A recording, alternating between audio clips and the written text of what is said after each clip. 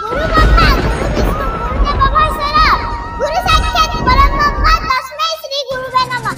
गुरुଙ୍କ ନର୍ମଣି ବନ୍ଦନା ଗୁରୁ ଯେ ସାକ୍ଷାତ ଈଶ୍ୱର।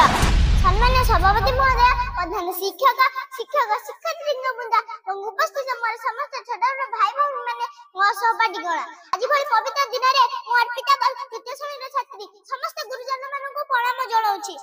ଆଜି ହେଉଛି ଗୁରୁ ଦିବସ ଅର୍ଥାତ୍ ଟିଚର୍ସ ଡେ। ଗୁ ଅର୍ଥ ଅନ୍ଧାରରୁ ଅର୍ଥ ଯିବା, ଯିଏ ଆମ ଜୀବନର ଅନ୍ଧାରକୁ ଦୂର କରି ଆଲୋକ କରିଥାନ୍ତି, ସିଏ ହେଉଛନ୍ତି ସଦ୍ଗୁରୁ। ଗୁରୁ ଭଗବାନଙ୍କ ସହଯୋଗୀୟ। ଗୁରୁଙ୍କ ଆଶୀର୍ବାଦରେ ଜଣେ ଛାତ୍ର ଅଶେଷ ଜ୍ଞାନ ସମ୍ମାନର ଅଧିକାରୀ ହୋଇପାରେ। ଗୁରୁଙ୍କ ପାଇଁ ଭାଗବତରେ ଗୋଟିଏ ପଦ ଅଛି, ଗୁରୁଙ୍କ ନର୍ମଣି ବନ୍ଦନା ଗୁରୁ ଯେ ସାକ୍ଷାତ ଈଶ୍ୱର। ସାଧାରଣତଃ ମୋ ପିତାମାତା ହେଉଛନ୍ତି ଆମର ପ୍ରଥମ ଗୁରୁ, କିନ୍ତୁ ପିତାମାତାଙ୍କ ପରେ ଆମ ଜୀବନରେ ଆସିଥାନ୍ତି ଶିକ୍ଷକ ବା ଗୁରୁ। ଏହି ଗୁରୁମାନେ ଆମର ପ୍ରତ୍ୟେକ ଛୋଟ ବଡ଼ ଭୁଲକୁ କ୍ଷମା କରି ଆମକୁ ଉଚ୍ଚ ଶିକ୍ଷା ଦେଇ ଆମ ଭବିଷ୍ୟତର ଜୀବନ ଯାତ୍ରାକୁ ସରଳ ଆଲୋକିତ କରିଥାନ୍ତି। ସେହି ଗୁରୁମାନଙ୍କୁ ସମ୍ମାନ ଜଣାଇବା ସହିତ ତାଙ୍କ ସାନ୍ନିଧ୍ୟ ଲାଭ ପାଇଁ ଆମେ ପ୍ରତିବର୍ଷ ଏହି ପବିତ୍ର ଗୁରୁ ଦିବସକୁ ପାଳନ କରି ଆସୁଅଛୁ। ପ୍ରକୃତରେ 1962 ମସିହା ଭାରତର ପୂର୍ବତନ ରାଷ୍ଟ୍ରପତି ସର୍ବପଲ୍ଲୀ ରାଧାକୃଷ୍ଣଙ୍କ ଜନ୍ମଦିନକୁ ଗୁରୁ ଦିବସ ରୂପେ ପାଳନ କରି ଆସୁଅଛି। ରାଧାକୃଷ୍ଣ ଭାରତର ଖ୍ୟାତନାମା ଦାର୍ଶନିକ, ଆଦର୍ଶ ଶିକ୍ଷକ ଓ ଉତ୍କୃଷ୍ଟ ବକ୍ତା ଥିଲେ। ତାଙ୍କର ଜନ୍ମ 1888 ମସିହା ସେପ୍ଟେମ୍ବର ମାସ 5 ତାରିଖ ଦିନ ତାମିଲନାଡୁର ଏକ ଛୋଟ ତିରୁତ୍ତଣୀରେ ହୋଇଥିଲା। ତାଙ୍କର ବାବା ବୀରସ୍ୱାମୀ ଜାତିର ବ୍ରାହ୍ମଣ ଥିଲେ।